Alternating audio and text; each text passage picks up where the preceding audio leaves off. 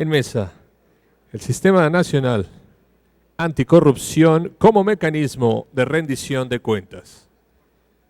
Esta tarde nos acompañan en el panel Virgilio Andrade Martínez, secretario de la Fundación Pública. Asimismo, se encuentra con nosotros Manuel Luciano Jayibis Pelayo, presidente del Tribunal Federal de Justicia Fiscal y Administrativa. Contamos con la presencia de Alejandro González Arreola, Gestión Social y Cooperación GESOC AC. Nos acompaña José Rosas Aispuro Torres, senador y vicepresidente de la mesa directiva de la Cámara de Senadores.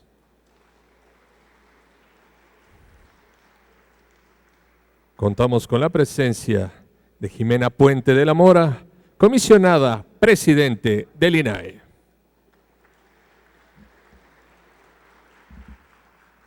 Cedemos el micrófono al abogado general de la UNAM, César Iván Astudillo Reyes.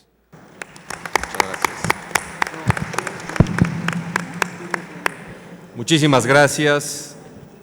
Buenas tardes a todas, buenas tardes a todos. Constituye para mí motivo de especial satisfacción tener la posibilidad de estar con ustedes para moderar esta mesa dentro de esta fructífera Semana Nacional de Transparencia 2015. Este panel, como ya se ha señalado, se denomina el Sistema Nacional Anticorrupción como mecanismo de rendición de cuentas. Es para mí un honor, reitero, que se me haya invitado a participar como moderador en este panel de lujo y extiendo mi agradecimiento al Instituto Nacional de Transparencia, Acceso a la Información y Protección de Datos Personales, en la persona de la comisionada presidenta y también de las comisionadas y los comisionados que se encuentran acá. Cederé el uso de la palabra para que cada uno de nuestros expositores tengan posibilidad de participar dentro de un rango de 10 a 12 minutos. Debo decir que tengo esta complicada labor de llevar el tiempo y en ese sentido les pido ante todo una disculpa si tengo que circularles una tarjeta correspondiente. El orden de participación, en primer lugar, cederé el uso de la palabra a Alejandro González Arreola, quien es director general de Gestión Social y Cooperación, GESOC, Asociación Civil. Adelante, Alejandro. Muchas gracias, César. Muy buenas tardes a todas y a todos. Agradecer antes que nada al Instituto Nacional de Acceso a la Información Pública y Protección de Datos Personales la invitación. Es un honor para mí estar de nueva cuenta en una semana de la Transparencia Nacional de Transparencia más, compartiendo con estos panelistas de lujo, como bien decía César, la posibilidad de analizar este tema que hoy es, por supuesto, un tema de la más alta relevancia para el país por el momento en el que estamos viviendo y por las cosas que están pasando en el ámbito legislativo, en el ámbito de la sociedad civil y, por supuesto, en un año en el cual México ocupa la presidencia de la Alianza para el Gobierno Abierto a nivel global. Yo empezaría diciendo tres cosas que me parecen importantes. La primera es decir que si algo hemos aprendido en México es que la transparencia y el acceso a la información, la efectividad del derecho al acceso a la información no necesariamente se traducen en procesos de rendición de cuentas que sean efectivos y mucho menos necesariamente se traducen en reducción de la percepción y de las prácticas de corrupción. Hay buena evidencia dura, datos que sustancian esta afirmación. Eduardo Bojorquez, buen amigo, muchos de ustedes lo conocen, de Transparencia Mexicana. Transparencia Mexicana publica de manera periódica el índice de corrupción y buen gobierno, donde identifica y clasifica y rankea los estados. En ese índice ustedes van a poder ubicar que el Distrito Federal, esta entidad, ocupa siempre, tradicionalmente, el lugar número 32 de 32 posibles en términos de percepción de corrupción, ¿no? Es decir, la entidad federativa más corrupta en la percepción de los ciudadanos. Y si uno analiza la métrica de la transparencia, sistemáticamente el Distrito Federal califica como la entidad más transparente. Aquí hay una paradoja, ¿no? La pregunta razonable es, bueno, ¿por qué? ¿Por qué no necesariamente la transparencia está entregando en principio esa gran promesa que nos habían generado a partir de un instituto en aquel entonces federal de acceso a la información, fuerte, comprometido, valiente, reconocido a nivel internacional? Y bueno, pues la pregunta, la razón y la respuesta, de esto la hemos venido construyendo poco a poco, no ha sido sencillo, pero desde la sociedad civil, de la academia, desde los practicantes hemos puesto 3 ideas que nos parece que explican de alguna manera esta aparente paradoja y que además han ido alimentando y avanzando lo que hoy tenemos, al menos a nivel de reforma constitucional y al cual conocemos como el Sistema Nacional Anticorrupción. Decía, son 3 ideas básicamente, ¿no? La primera tiene que ver con el hecho de que el sistema en el cual estamos aún operando, porque no ha pasado más que la reforma constitucional, básicamente es un sistema que combate la corrupción priorizando un enfoque más bien punitivo, un enfoque, recuerden ustedes el enfoque de los peces gordos, ¿no? En donde básicamente lo que se buscaba era encontrar a la persona o a las personas que son corruptas, ¿no? Era un enfoque que iba necesariamente en esa lógica, priorizaba la parte del enfoque punitivo por encima del enfoque preventivo, pero lo hacía en un contexto donde había 2 falencias sustantivas para que este enfoque realmente tuviera alguna oportunidad de avanzar. La primera tenía que ver con la idea, o tiene que ver con la idea de que de entrada tú no puedes tener un enfoque punitivo si no tienes una instancia de procuración de justicia especializada y transparente, e independiente. Algo que no teníamos en México y que hoy lo tenemos todavía con una figura por ahí que todavía ni siquiera está nombrado, que es el fiscal especializado en anticorrupción. Pero también tenemos, porque no ha pasado, insisto, más que la reforma constitucional, otra ausencia importante, que también es una instancia especializada en la impartición de justicia, especializada en estos temas anticorrupción y faltas administrativas, que tampoco teníamos. Entonces, obviamente, este era un modelo destinado de entrada al fracaso o al menos a un éxito muy, muy escaso. El segundo tema tiene que ver con un modelo actual que se sustenta en un sistema de responsabilidades públicas que, por decirlo menos, es, creo yo, laxo, impreciso y que también tiene un enfoque erróneo. A ver, ¿a qué me refiero? Básicamente es un sistema que concibe a la corrupción como un acto individual, cuando toda la evidencia internacional comparada nos dice, y los casos más exitosos en el mundo, que la corrupción está lejos de ser un acto individual y que más bien es una red de relaciones, ¿sí?, embeídas en sistemas que al final de cuentas producen estos actos de corrupción. Hoy, para poder armar un expediente, el sistema de responsabilidades públicas lo que hace es individualizar el caso. Entonces, en vez de tener casos de corrupción, lo que hacemos es tener personas corruptas. Esto limita clarísimamente la posibilidad de que una entidad pueda hacer investigación, como lo hace en Estados Unidos o en otros lugares, en donde el centro de la investigación es el caso de la corrupción, que obviamente tiene distintas redes y se le permite a quienes investigan poder ir alrededor de estas redes y no tener que estar generando un expediente por cada una de las personas y todo fragmentado y complejizado.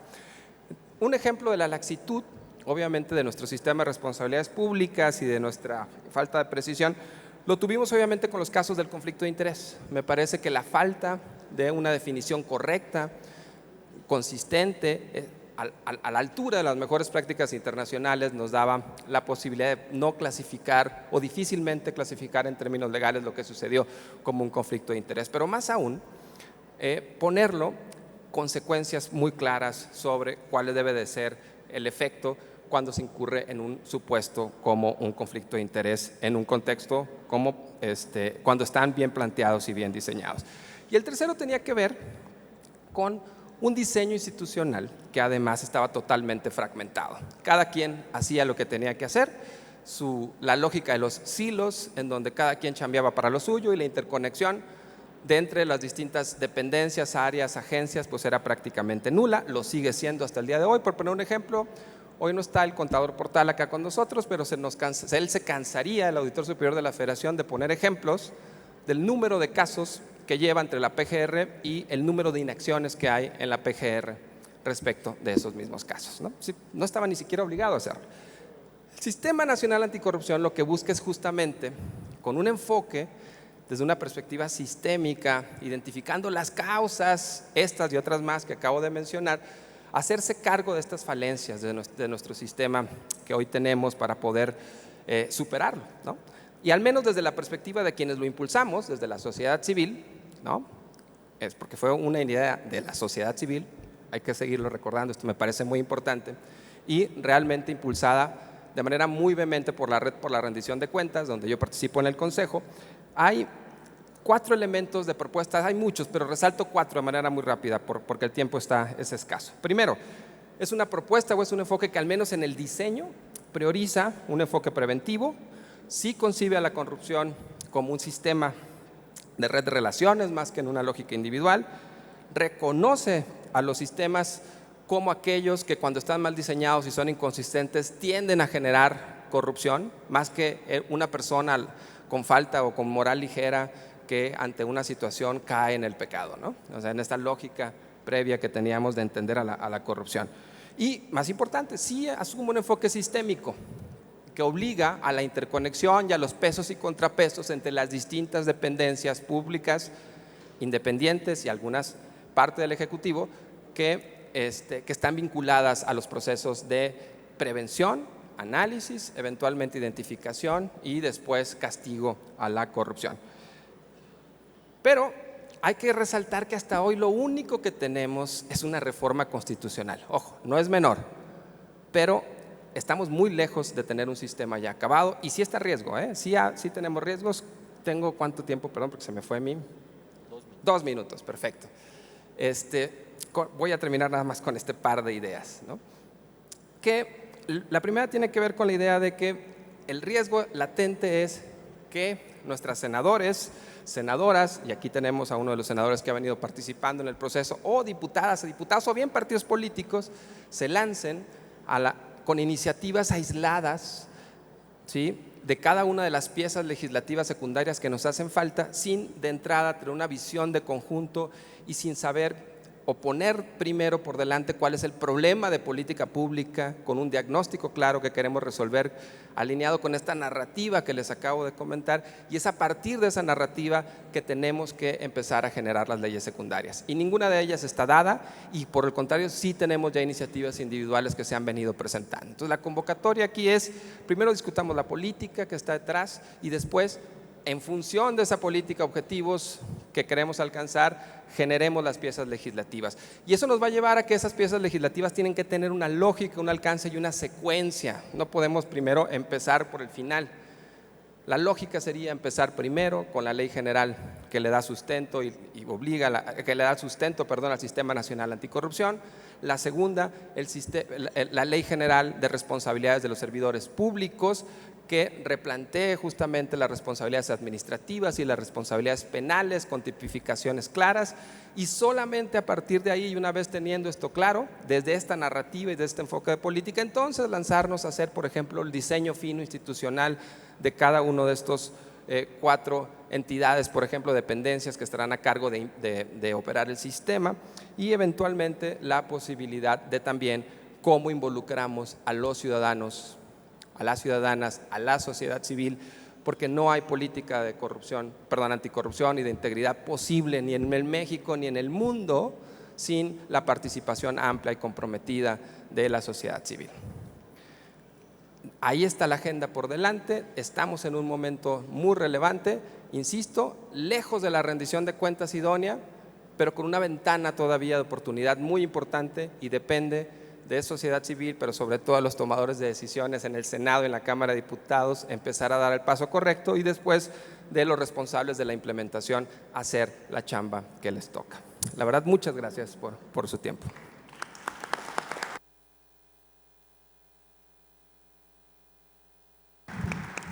Muchas gracias a Alejandro González por sus reflexiones. En segundo lugar, cederé el uso de la voz a Manuel Luciano Allibis Pelayo, quien es el presidente del Tribunal Federal de Justicia Fiscal y Administrativa. Manuel, tienes el uso de la palabra. Muchas gracias, te lo agradezco mucho. Bueno, ya, perdón. Primero que nada quisiera, si me lo permiten, muy buenas tardes a todas y todos ustedes, agradecer al Instituto Nacional de Transparencia, Acceso a la Información y Protección de Datos Personales por esta invitación. Por lo cual, y en primer lugar saludo con todo respeto y amistad a la señora comisionada presidenta, la doctora doña Jimena Puente. También con mucho respeto al señor senador don José Rosas Aispuro Torres, al señor secretario Virgilio Andrade, al doctor Alejandro González Arreola y a nuestro moderador, el señor abogado general de la UNAM. Es un honor compartir con ustedes este panel que se llama Sistema Nacional Anticorrupción como mecanismo de rendición de cuentas. Yo, si me lo permite el público y la mesa, me voy a concentrar en lo que vamos a hacer nosotros y en cómo esperamos que la legislación secundaria lo determine. Para eso me voy a regresar un poco respecto de lo que comentó el señor representante de la sociedad civil, el doctor Alejandro González Arreola. Desde hace muchos años, México se dio cuenta que era necesario combatir de manera frontal a la corrupción, garantizando transparencia y adecuado funcionamiento de nuestras instituciones. Sin embargo, siendo sinceros, hasta 2015 el sistema, con todo y que ha tenido éxitos, ha sido inconsistente y fragmentado, formalista en muchos casos. Eso repercute evidentemente en su eficiencia para cumplir los fines específicos para los que está diseñado. No sé si le pudieran pasar la tercera lámina, la tercera. La siguiente. Bueno, la OCDE ha distinguido las características que debe tener un régimen disciplinario efectivo, el cual dice que debe de ser comprensivo, es decir, abarcar a todos los ámbitos y a todos los agentes de gobierno. También nos dice que debe ser coordinado, es decir, centrado en la prevención, como decía el señor representante de la sociedad civil, y la investigación, pero con facultades y elementos suficientes para sancionar las actividades ilegales de forma que se disuadan acciones de incumplimiento. Además, que debe de ser eficiente y eficaz. Los procesos administrativos y jurisdiccionales deben de estar diseñados, y esto es de lo que voy a hablar, de forma que las acciones sean oportunas, contundentes y efectivas. Y por último, debe de ser un proceso justo en que se garanticen a los particulares el debido proceso y sus derechos humanos, pero a la sociedad el derecho a la transparencia y el derecho a una buena acción del gobierno. La anterior, por favor. En esta, anterior, eso. En esta dirección, el nuevo sistema anticorrupción que prevé la reforma constitucional constituye un cambio de paradigma. Un cambio de paradigma en la dirección que planteaba el representante de la sociedad civil, puesto que contempla acciones en materia de fiscalización, de investigación, de control, de vigilancia, de sanción, ahorita me concentraré en eso, transparencia, rendición de cuentas y participación ciudadana, así como 5 subsistemas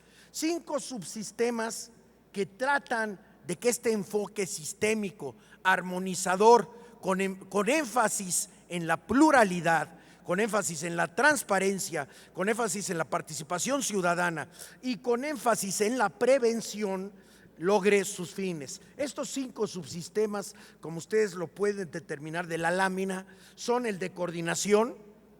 Se tiene que coordinar a través del comité de coordinación a todos los ejes, con participación tanto de autoridades como de la ciudadanía. El de prevención y detección de responsabilidades administrativas, el de fiscalización superior, el de sanción y el de investigación. De esta forma, la reforma constitucional previó 4 ejes que ya existen, bueno, uno todavía no, pero 4 ejes ya previstos. Primero, el de fortalecimiento del control externo, que eso es la Auditoría Superior. Recordarán ustedes que en la reforma ya se le dan a la Auditoría Superior mayores facultades. Esas facultades básicamente se centran en que ya no está atada al principio de anualidad, sino que puede realizar auditorías en tiempo real, básicamente junto con una serie de facultades que permiten que su función sea realizada adecuadamente. Por otro lado, el del reforzamiento del control interno, del cual seguramente nos hablará su titular, que es el señor secretario de la Función Pública. El tercero, la creación de una fiscalía especializada anticorrupción, que va a ver el tema penal. Y el cuarto, el del tribunal al que represento y al que se nos adiciona la facultad de sancionar. Yo quiero que piensen que anteriormente esto ya se hacía, pero para que visualicemos qué es lo que vamos a hacer, piensen que antes el tribunal en lo que participaba era en revisar la sanción que habían emitido tanto los órganos de control interno como la Secretaría de la Función Pública como la Auditoría Superior. Con eso tenemos un problema, eran juez y parte. Al ser juez y parte, pues simplemente imagínense que un auditor comete un error, llega con su supervisor, el cual tampoco se dio cuenta del error, pues el error puede persistir ad infinitum y va a decir, pues mejor que sancionen, total, si está mal ya luego el señor se defenderá y saldrá adecuadamente de esto. O en un momento dado se podía prestar a fines aviesos, cosa que tampoco estaba bien, pero además ellos no son órganos para eso, están creados conforme lo que vimos de la OCDE para prevenir, investigar, detectar. Nosotros, como órgano jurisdiccional, estamos preparados para emitir resoluciones. Ahora, por ello, a partir de que salgan las reformas en materia de las leyes secundarias, al tribunal, además de lo que hacemos hasta ahorita, que es dirimir las controversias que se susciten entre la administración pública federal y los particulares, también nos encargaremos de imponer sanciones a los servidores públicos por responsabilidades administrativas graves y, ojo, también a los particulares que participen en actos vinculados con corrupción. Adicionalmente, tendremos en este último sentido facultades que ahora tienen solo los jueces penales, pero ahora las tendremos en el ámbito administrativo, como cuáles, como suspender o intervenir las actividades o disolver una empresa que ha cometido a través de sus miembros actos de corrupción. Esta reforma constitucional, como lo dijo el representante de la sociedad civil, todavía es la reforma constitucional, pero ya nos dio bases bastante claras de hacia dónde está caminando. Me consta que está caminando tanto el Senado de la República como la Cámara de Diputados, pues ya tiene la base, tiene la directiva adecuada, y esto evidentemente pues será complementado con la legislación secundaria. En esta legislación secundaria, con todo respeto, hemos pedido a los señores senadores que queden claros el papel y la profundidad de los principios que el tribunal tiene que atender en su función, en esta nueva función. En eso se deben de atender y considerar los principios rectores en materia de responsabilidades de servidores públicos. No solo se tiene que determinar si un servidor público es infractor o no, deben de valorarse adecuadamente las pruebas y determinar el monto y duración de la sanción.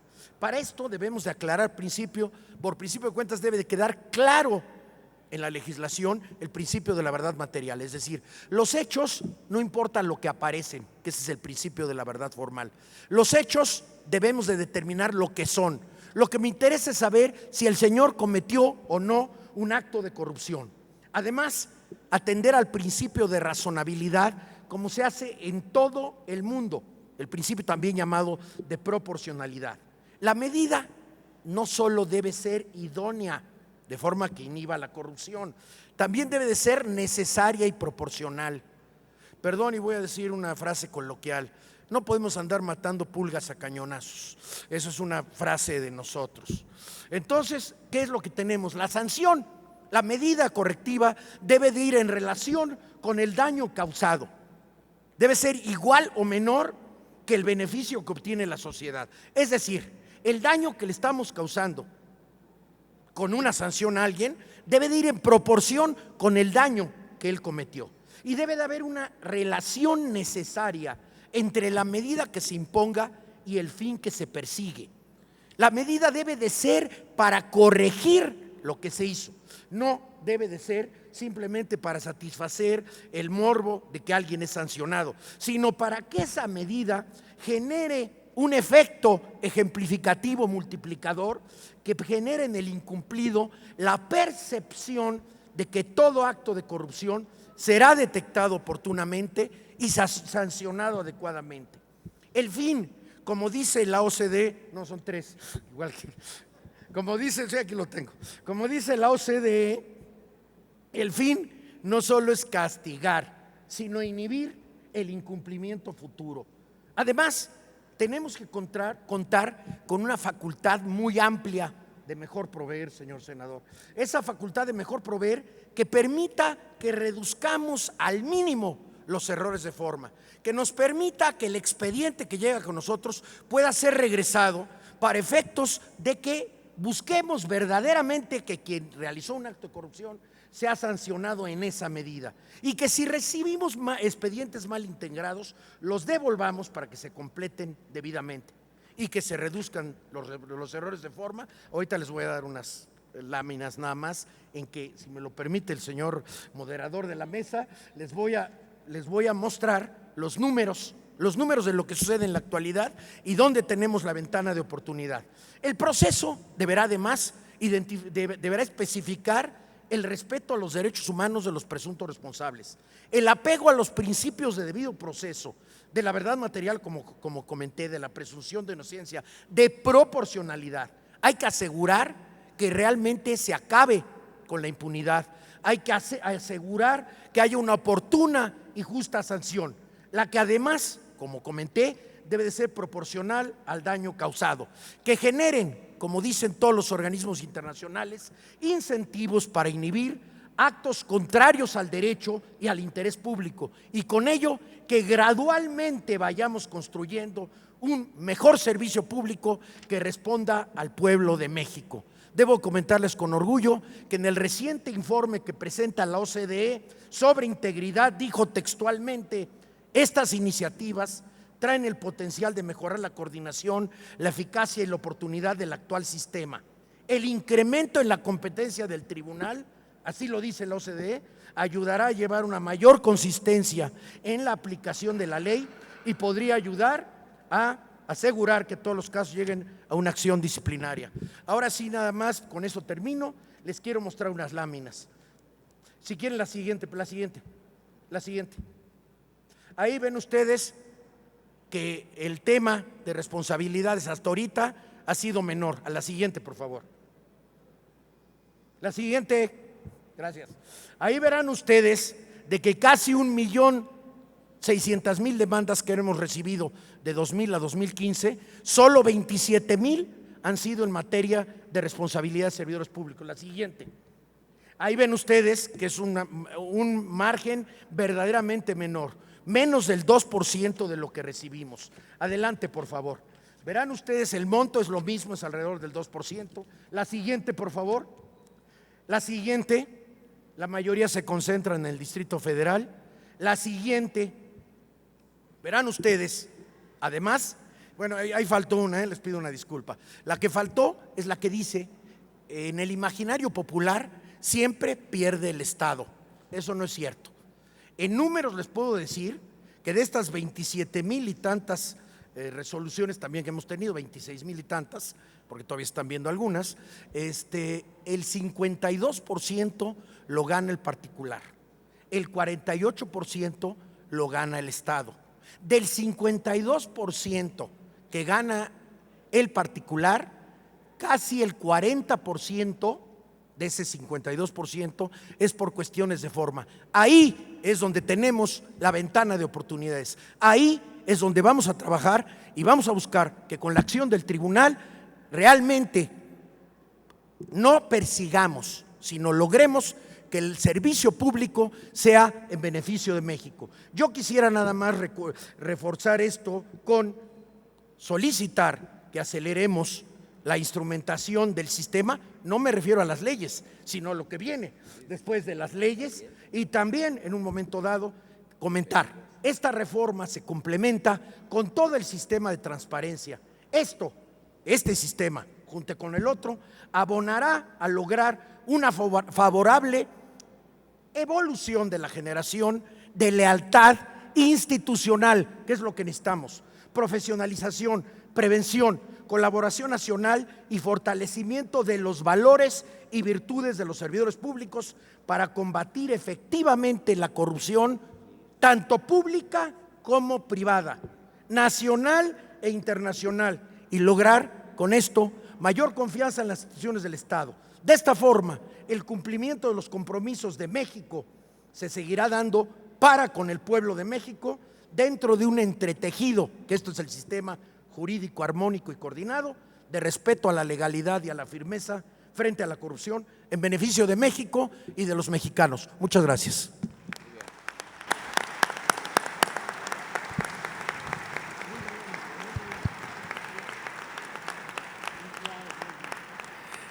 Agradecemos la participación del señor magistrado presidente del Tribunal Federal de Justicia Fiscal y Administrativa, el magistrado Manuel Luciano Ayibis Pelayo. Muchas gracias, señor magistrado.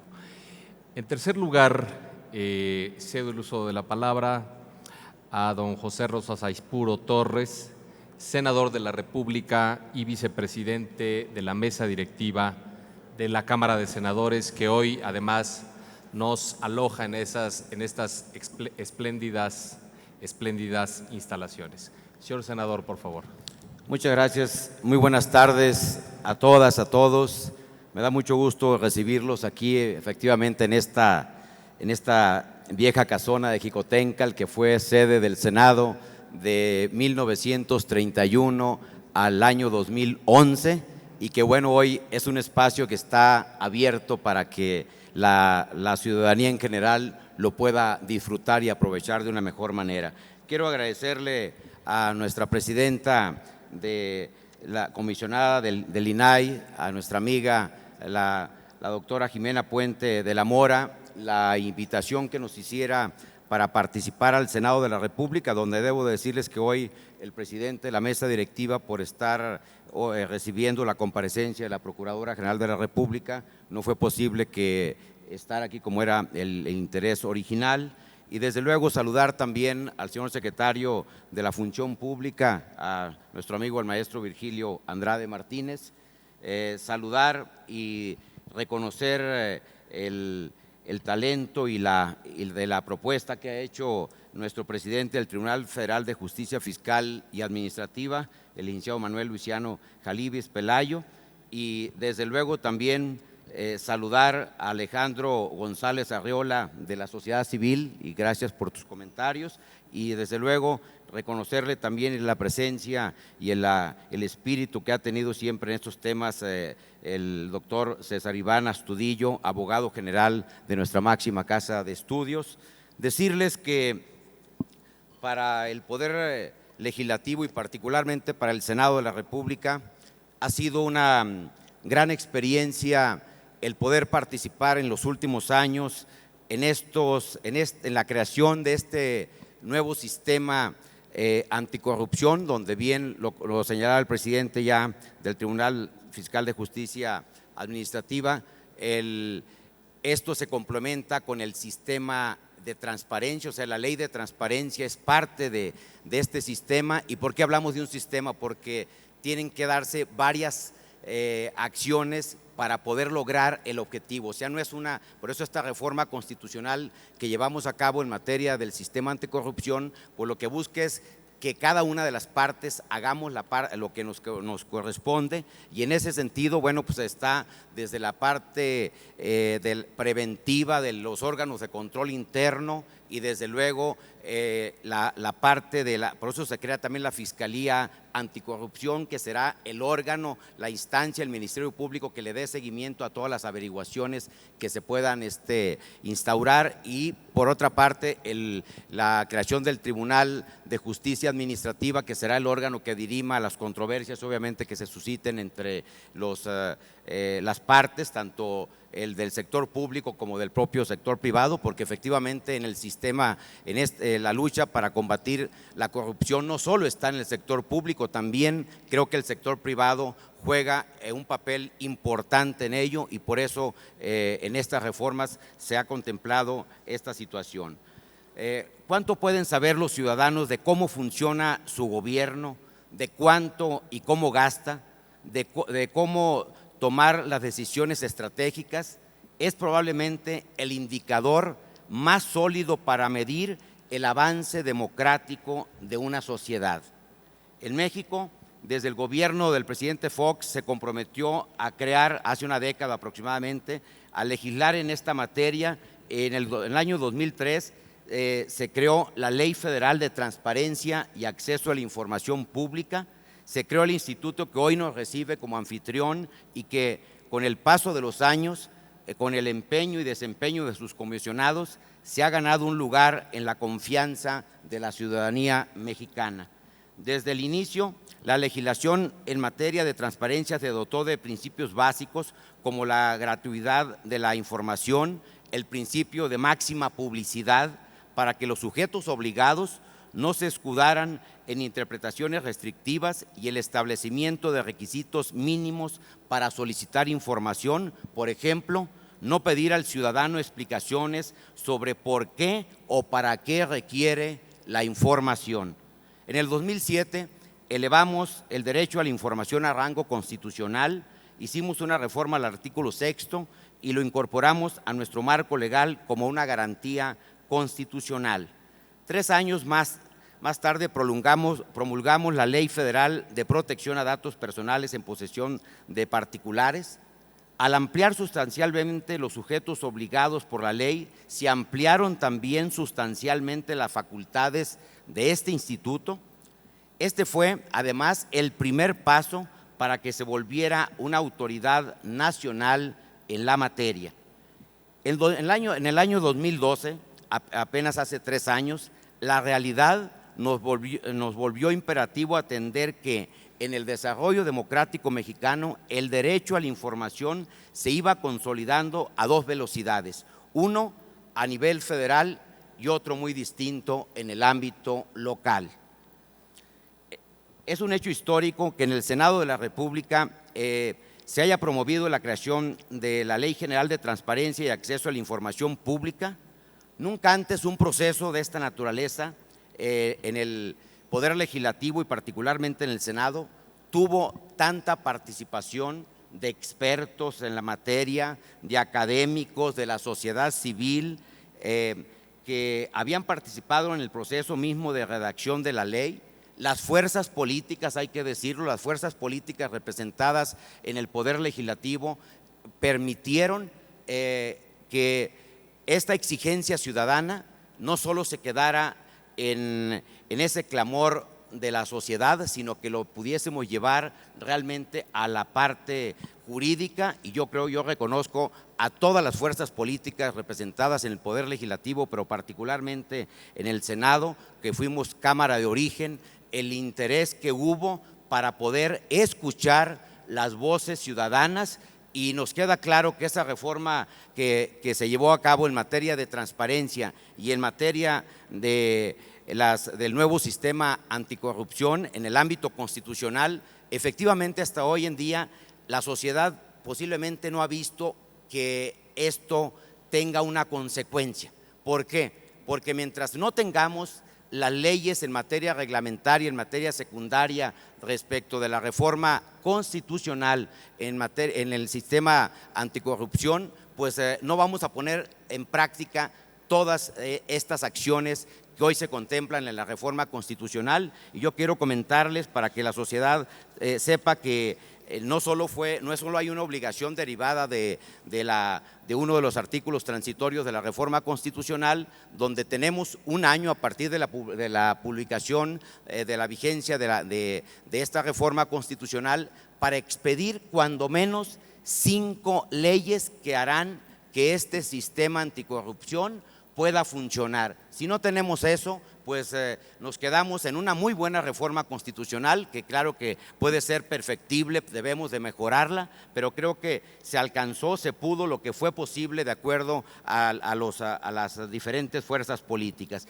¿Cuáles son las leyes que tendríamos que de manera inmediata, o sea, de aquí a mayo, a más tardar del siguiente año, poner ya en práctica? Tendría que ser la reforma a la Ley Orgánica de la Administración Pública Federal, que por cierto ya hay iniciativas al respecto en el Senado de la República. O sea, ya tenemos materia para empezar a discutir esto. La expedición de la ley que crea el Sistema Nacional Anticorrupción, del cual también ya hay diversas iniciativas en esta materia. O la tercera, la expedición de la Ley General de Responsabilidades Administrativas o la Ley General de Combate a la Corrupción, que también ya hay materia en el Senado. Luego, una más sería la expedición de la ley que crea el Tribunal Federal de Justicia Administrativa y la derogación, obviamente, de la Ley Orgánica del Tribunal Federal de Justicia Fiscal y Administrativa. Estas 4 de las 5, ¿cuál sería la otra? La reforma a la Ley de Fiscalización y Rendición de Cuentas de la Federación. Solo nos falta que se presenten iniciativas sobre esta materia. Sobre las otras 4 ya existen por parte de diversos grupos parlamentarios. Mi grupo parlamentario, el Partido Acción Nacional, ha presentado ya en los 4 temas, pero debo reconocer que todos los partidos políticos han mostrado el interés y se han presentado diversas iniciativas al respecto. Entonces, con esto quiero decirles que para el Senado y para el Poder Legislativo en general, en lo que resta de este periodo ordinario de sesiones, esta será una de las prioridades que debemos de atender. Antes del día 15 de diciembre que concluye este periodo ordinario, debemos de tener ya aprobadas todas estas reformas que nos lleven a hacer posible, a poner en práctica la reforma constitucional. Estas son las acciones mínimas que tenemos que emprender. Habrá muchas otras leyes. Tenemos un paquete de cerca de 20 leyes que se tendrían que modificar para poder armonizar toda esta legislación, pero las que son indispensables para poner en práctica al nuevo sistema anticorrupción son cuando menos estas 5 disposiciones de carácter reglamentario o en algunos casos de leyes secundarias. Así es que ese es el compromiso que yo quiero hoy dejar ante esta audiencia tan informada, esta audiencia que realmente le preocupa y que qué hace el gobierno, cómo hace el gobierno las cosas, y que estamos ciertos que si no ponemos en práctica a la mayor brevedad posible este sistema, la sociedad día con día confiará menos en las instituciones, confiará menos incluyendo en estas instituciones a los partidos políticos y por ende a los propios actores políticos. Entonces creo que debe ser un compromiso de los más importantes para que el resto de las reformas que hemos llevado a cabo, de las llamadas reformas estructurales, cobren interés y confianza ciudadana. Tenemos que primero empezar por transparentar y rendir cuentas de lo que hacemos en el gobierno, en los 3 poderes de la Unión, en los 3 órdenes de gobierno, desde el servidor público más modesto hasta el más alto servidor público, tiene que rendir cuentas. Y por eso, quienes hoy no lo hagan, lo importante es que la sociedad tenga la garantía de que nada debe de quedar impune. Si logramos esto, yo estoy seguro que en un futuro vamos a tener una sociedad más participativa, una sociedad que realmente pueda ser parte de las decisiones que tome el gobierno. Por su atención, muchas gracias.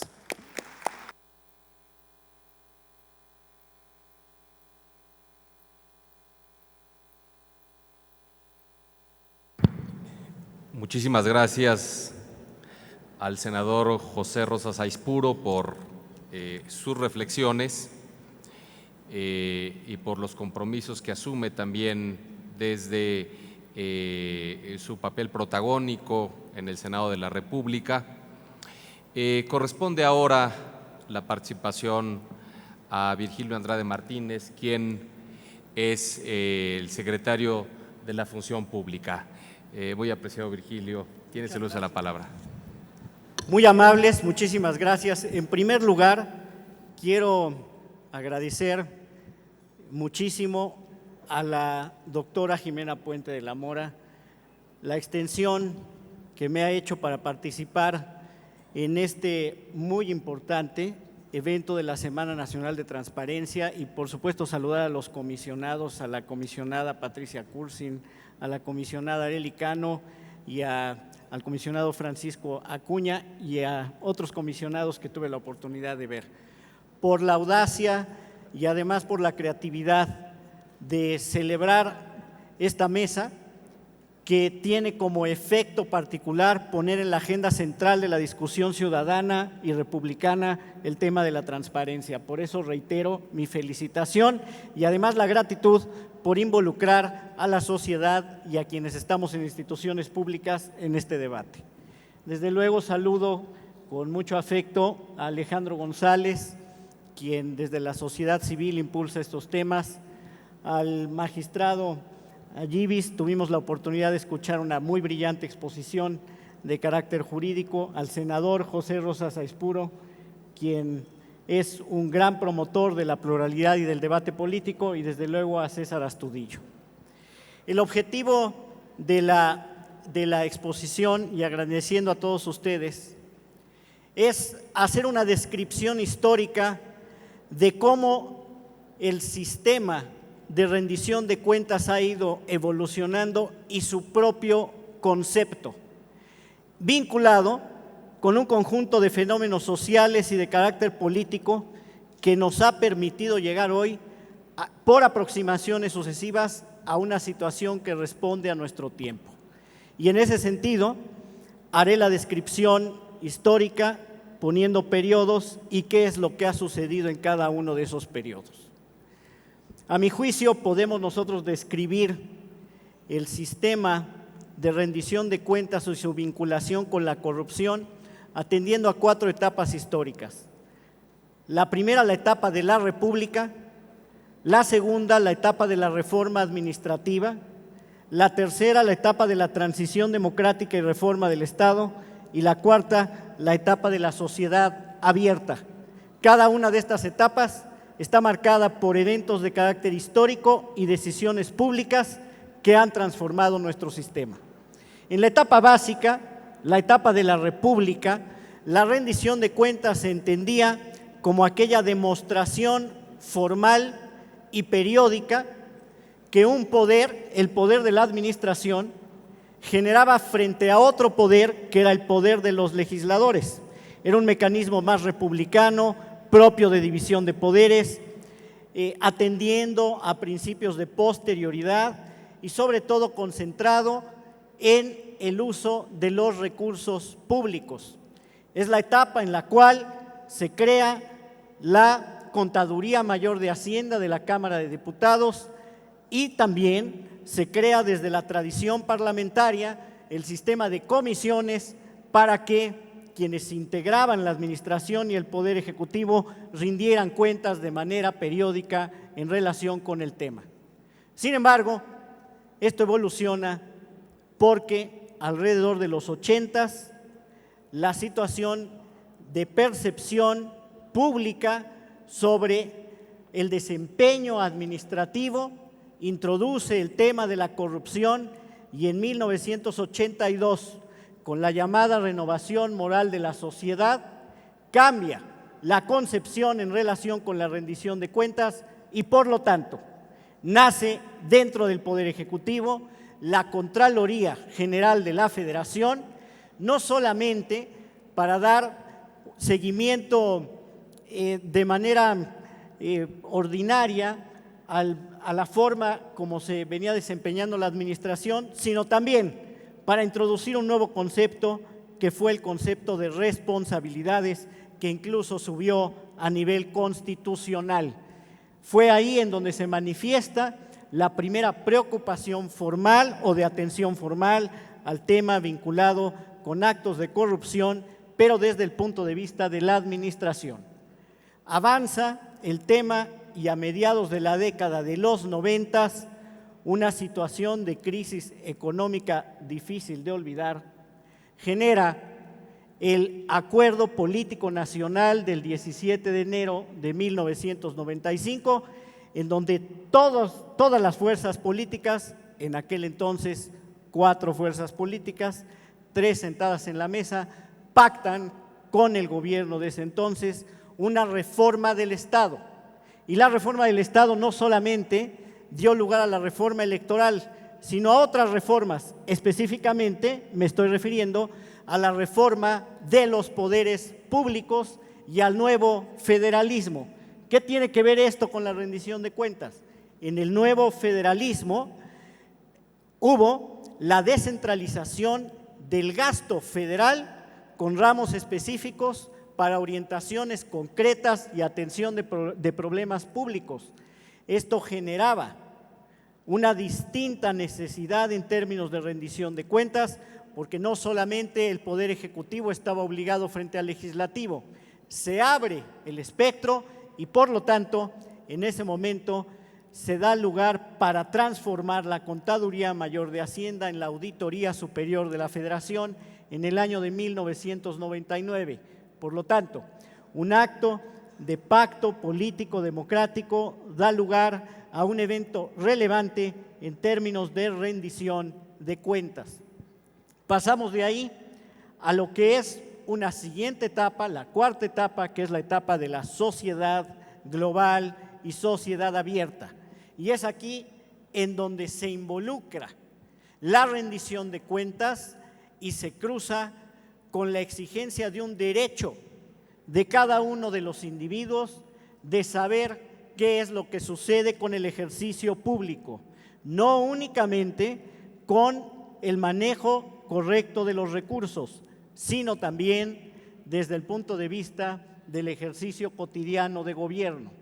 Se honra el derecho a la información, que había nacido en una reforma política previa en 1977 y nace la primera ley federal de transparencia y la autoridad correspondiente que tenía la obligación de aplicarlo y de seguirlo. Pero la sociedad global genera y la sociedad abierta otras necesidades, la necesidad de la simultaneidad, la necesidad de tener, como dice la presidenta del INAI, federalismo cooperativo y desde luego también un sistema dinámico y permanente de rendición de cuentas. A eso obedece la reforma en materia de transparencia, pero también nuevos elementos derivados de señalamientos de uso indebido de recursos públicos genera la necesidad de elaborar la reforma en materia del Sistema Nacional Anticorrupción, que presenta hoy los siguientes retos. El primer reto es el de la adecuada articulación e integralidad. Existe un potencial importante para que la conjunción de distintas instituciones dé lugar en el nuevo derecho no únicamente a leyes o a reglamentos, sino a buenas prácticas. Estamos en un mundo dinámico, no basta la formalización, es necesaria la práctica, cambiante pero que deja precedente. Para eso está formado el Comité Nacional en materia del Sistema Nacional Anticorrupción. Segundo, la profundización en el federalismo cooperativo para dar seguimiento al uso de los recursos a nivel regional, municipal y desde luego estatal. Y la mano de la Auditoría Superior de la Federación con la Secretaría de la Función Pública es central, porque ambas instituciones tienen la obligación de dar seguimiento a lo que sucede con los recursos federales, que la mayoría de ellos tienen una orientación al beneficio social, porque son en materia de salud, educación, vivienda y otros factores similares. Y el último gran reto que aquí fue mencionado, el reto en la sociedad abierta de generar una correcta procuración y administración de justicia. Y en ese sentido la justicia tiene distintas dimensiones. La dimensión de la adecuada descripción de las conductas. Es necesario entender en la nueva ley de responsabilidades de los servidores públicos distinguir lo que es grave de lo que no es grave, y dentro de lo grave, lo que es corrupción y cómo se materializa y articula. Alejandro González ya nos puso el tema. No se trata de conductas individuales, son conductas orquestadas, y en ese sentido, ¿cómo se atienden a la luz de la legalidad? Si será prueba material o si será concatenación de hechos, nuevas doctrinas que están presentes en función de la petición de justicia en materia de responsabilidades públicas. Y en este sentido, para la Secretaría de la Función Pública será imperativo seguir los mandatos que tenga también, con nuevos conceptos que se han desarrollado, el Poder Legislativo. Con estas reflexiones dejo mi comentario y desde luego la conclusión de por qué razón la rendición de cuentas pasó a ser un sistema formal, de un sistema formal en el equilibrio de poderes a una exigencia vinculada con un derecho ciudadano a la información y a vivir en congruencia institucional con lo que pasa en la realidad de tener una sociedad interconectada de manera permanente. Muy amables por la invitación.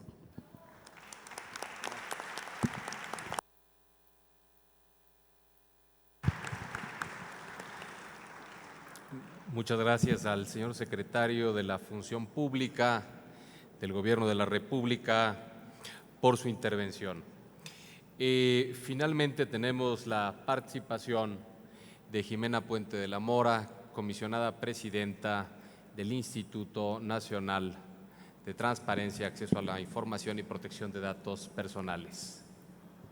Adelante, por favor. Muy buenas tardes, tengan todas y todos ustedes. Es para mí realmente un honor tener la oportunidad de participar en esta mesa y atendiendo también a la hora, prometo ser breve. No sin antes agradecer infinitamente a los distinguidos integrantes de este panel, al doctor Manuel Luciano Jayibis Pelayo, el presidente del Tribunal de la Junta Federal de Justicia Fiscal y Administrativa, quien se tuvo que retirar por motivos de agenda. Por supuesto, la visión muy importante de la sociedad civil con el maestro Alejandro González Arreola, siempre con una posición muy proactiva también en cuanto a la transparencia, pero también a la rendición de cuentas e impulsando también el Sistema Nacional Anticorrupción. Agradezco al senador José Rosa Saizpuro la gran oportunidad para el INAI de celebrar esta 12ª edición de la Semana Nacional de Transparencia en este recinto donde se ha privilegiado el debate legislativo, y además agradecerle también la distinción de teniendo comparecencia en el Senado de la República, que nos haya dedicado usted, senador, una brillante exposición con los retos del sistema normativo anticorrupción. A nuestro moderador, al doctor César Iván Astudillo Reyes, abogado general de la UNAM, y agradecer especialmente la intervención del señor secretario de la Función Pública, al maestro Virgilio Andrade Martínez, a quien le agradezco también la oportunidad de establecer un contacto directo, señor secretario, y acciones concretas para impulsar la transparencia en todo el Poder Ejecutivo Federal. El tema que nos ocupa me parece muy relevante resaltar que para el INAI es muy importante el tema también del combate a la corrupción. Tenemos dos grandes sistemas, el Sistema Nacional de Transparencia, que nos corresponde coordinar de manera directa, pero también somos parte del Comité Coordinador del Sistema Nacional Anticorrupción. ¿Por qué una mesa de anticorrupción en una semana de transparencia donde se ha privilegiado no solamente el análisis de las leyes, los retos que tenemos en materia de transparencia, en gobierno abierto y transparencia proactiva, sino una mesa donde se señalen precisamente estos desafíos que tenemos en el Sistema Nacional Anticorrupción? Y antes de continuar con algunas reflexiones, quiero saludar, por supuesto, y reconocer el gran trabajo colegiado de mis compañeras comisionadas y comisionados que conformamos el Pleno del INAI, especialmente a la comisionada Arely Cano, que ha tenido una labor extraordinaria y en la organización de estas jornadas, a la comisionada Patricia Cursain y al comisionado Francisco Javier Acuña. También agradecer la presencia y el esfuerzo que significa a las compañeras comisionadas y comisionados de los órganos garantes de la República, que realmente nos dan oportunidad al INAI de trabajar de cerca, siempre comisionadas y comisionados comprometidos con la transparencia en cada uno de sus estados, y también pues a todo el público que nos ha seguido en estas intensas jornadas de transparencia, más de 70 panelistas en 15 mesas de trabajo. Bueno, pues les agradecemos también el interés. Cifras en materia de anticorrupción. A nivel mundial, la corrupción es considerada como uno de los principales obstáculos para impulsar el crecimiento económico, así como el avance político y social de las economías desarrolladas y en desarrollo. Esto según la cita de la propia OCDE. El costo total de la corrupción no solamente, y esto es muy importante señalar, que no solamente se trata de un asunto de percepción, de lo que creemos que va a influir la corrupción, sino también es perfectamente cuantificable. De acuerdo a las cifras proporcionadas por el Banco Mundial, cada año la corrupción cuesta al mundo el 5% del Producto Interno Bruto Global, equivalente a 2.6 trillones de dólares. Además, se calcula que anualmente se pagan aproximadamente $1 trillón en sobornos, y otros estudios a nivel global, y otros estudios estiman que la corrupción aumenta el costo de hacer negocios aproximadamente un 10%, según el Foro Económico Mundial 2014. Ya se ha señalado aquí el importante reto que representa las cifras y los estudios, por ejemplo, el Latino Barómetro 2015. Apenas el 19% de los mexicanos está satisfecho con el funcionamiento de la democracia en nuestro país. Y esto es muy importante porque ya lo veíamos desde los mensajes inaugurales de esta semana de transparencia. Vimos, me parece, y se resaltó una idea trascendental, cómo el binomio transparencia, rendición de cuentas con democracia son dos conceptos que van indisolublemente vinculados. Sin embargo, el 48% de los mexicanos afirma que la democracia es preferible a cualquier otra forma de gobierno, registrando un aumento de 11 puntos respecto a la percepción 2003. Es decir, si bien no estamos de acuerdo actualmente con algunas de las cosas del funcionamiento de nuestra democracia, sí pensamos que la democracia es la mejor manera de gobierno. El 21% de los encuestados cree que quienes gobiernan lo hacen para bien del pueblo, y el 26% de los encuestados piensa que el gobierno es transparente. Ahora, ¿qué está haciendo nuestro país? Porque estos son cifras, estos son encuestas, estos son estudios, sobre todo, y ya lo comentábamos, de percepción. ¿Qué está haciendo el Estado mexicano? Y aquí me parece muy importante resaltar que como parte, y ya lo decíamos y lo hemos sostenido institucionalmente, de esta cuestión que también se relaciona mucho con el tema de percepción, es qué es lo que estamos haciendo. Y me parece que aquí hay que resaltar la reforma estructural en materia de transparencia. No es un asunto menor, es una reforma que ha permeado también en el resto de las reformas. Ya lo veíamos con la intervención del secretario de Educación, como en materia educativa la transparencia es fundamental. Ya lo decían ayer la titular de la COFESE, como la competencia y la transparencia también son reformas que se vinculan. ¿Y qué es lo que está haciendo? Bueno, pues constitucionalmente y legalmente este año tenemos una nueva Ley General de Transparencia. Y aquí permítame hacer un breve paréntesis para reconocer la gran labor del Senado de la República al permitir al Instituto participar activamente escuchando las inquietudes institucionales para conformar la mejor Ley General de Transparencia, y también lo está haciendo en esta articulación de la nueva Ley Federal de Transparencia. Muy importante como coordinadores de este gran sistema nacional. Y me parece que aquí también es importante recalcar otro aspecto, la obligación que tenemos como INAI de coordinar el Sistema Nacional de Transparencia.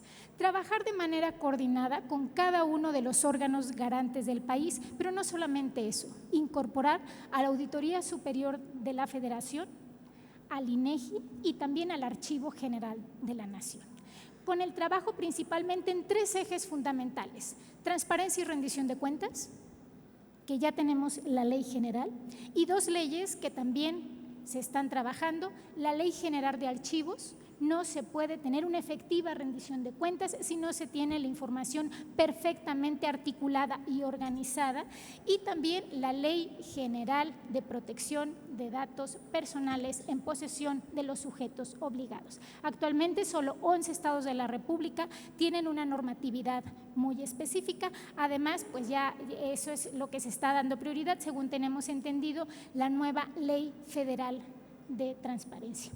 Entonces, este gran sistema nacional de transparencia, esta obligación de trabajar de manera articulada, de manera coordinada con los demás estados de la República, nos deja una gran misión: que cada uno de los estados tenga un mismo piso normativo para que hablemos de una efectiva transparencia con el mismo nivel, independientemente de dónde nos encontremos, de qué estado de la República nos encontremos, de qué entidad federativa. Y eso me parece una misión trascendental. ¿En qué vamos en el Sistema Nacional de Transparencia? Trabajando de manera coordinada, impulsando también el proceso de homologación conjuntamente con el Senado de la República a través de la Gira Nacional con la Transparencia, y actualmente ya 4 estados son los que han llevado su proceso de unificación, es decir, se está trabajando. Los estados de Coahuila, de Chihuahua, de Jalisco y de Querétaro, y sabemos que ya están trabajando en estos importantes procesos. Entonces, bueno, pues el Sistema Nacional está muy adelantado porque efectivamente ya tenemos una ley general, se está trabajando en los procesos de unificación, están trabajando ya el Senado de la República como Cámara de Origen en la nueva Ley Federal de Transparencia y en las demás leyes generales que hacen falta de archivos y de datos. Ahora bien, ¿por qué articular y también atendiendo? Hay varias situaciones especiales que es importante también resaltar. La función, y ya lo decíamos, ya lo decía el doctor Hallibis, y cómo el Sistema Nacional Anticorrupción también se prevé para sancionar, en su caso, conductas emitidas por los particulares. Es decir, con esto se trata de combatir realmente la impunidad. Y agradezco, y no había visto a mi compañero Joel Salas, que también lo saludo, Joel, y ponente en la anterior mesa.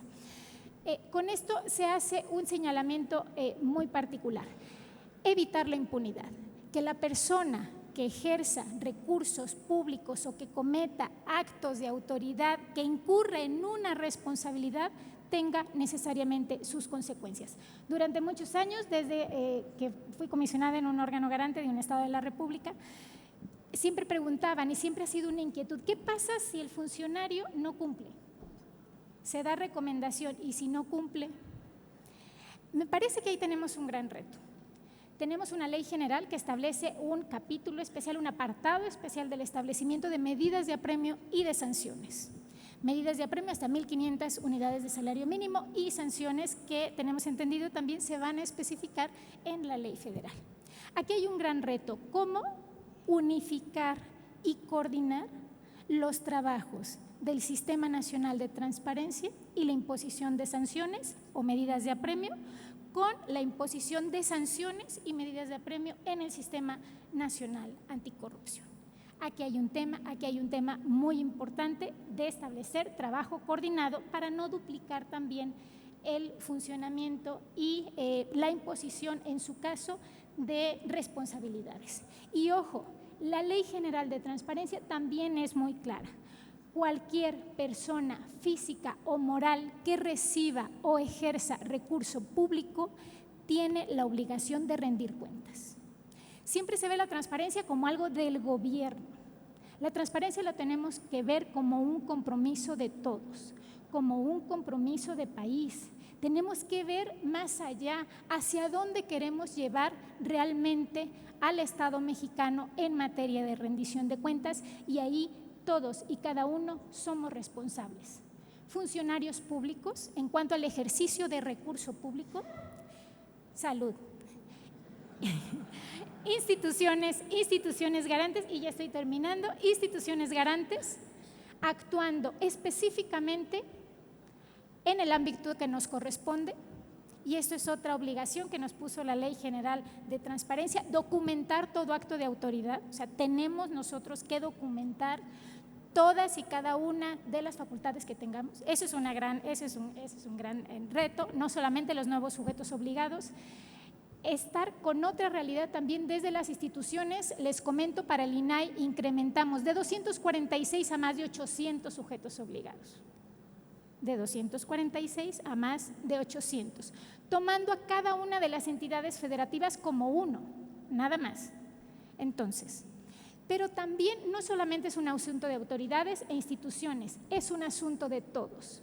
Tenemos que conocer los derechos que tenemos desde la Constitución y las leyes para ejercerlos. Hago un llamado de verdad a todo el público comprometido con la transparencia, de que difundamos el tema, de que difundamos que tenemos derechos, que tenemos instituciones que nos van a orientar, que nos van a llevar a una efectiva rendición de cuentas en nuestro país. Hagamos efectivamente sociedades más informadas, hagamos ciudadanos que estén más y mejor informados y sobre todo que puedan tomar decisiones para definir el rumbo del país que todos queremos. Muchísimas gracias.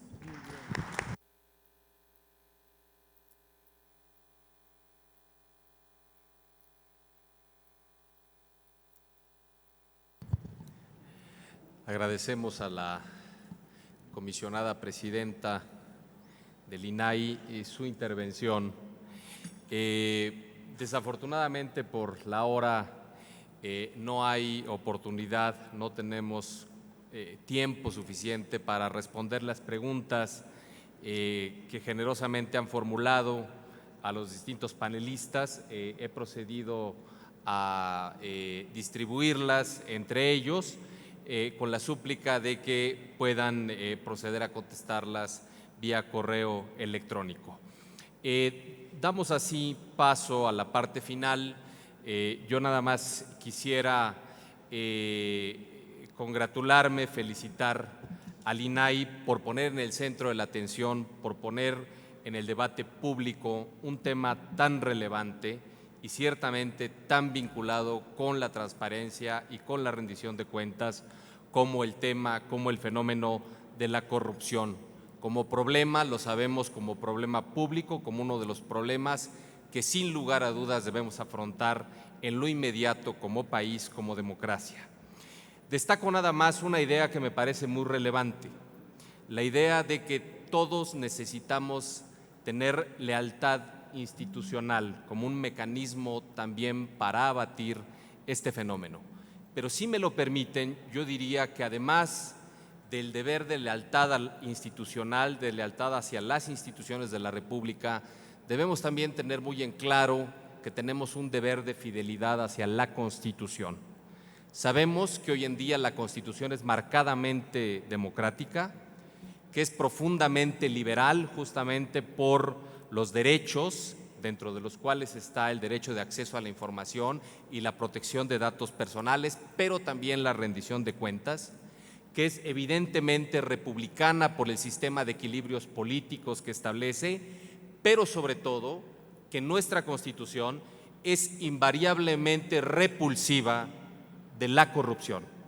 No podemos encontrar ningún elemento para decir que desde la Constitución se fomente un fenómeno tan negativo para la República como el de la corrupción. Y en ese sentido, me parece que poner este tema sobre la mesa es algo muy significativo y yo me congratulo de que el INAI realice este esfuerzo institucional para recordarnos la importancia de esta fidelidad hacia los valores republicanos establecidos en nuestra Constitución. Muchísimas gracias. Agradecemos a los panelistas.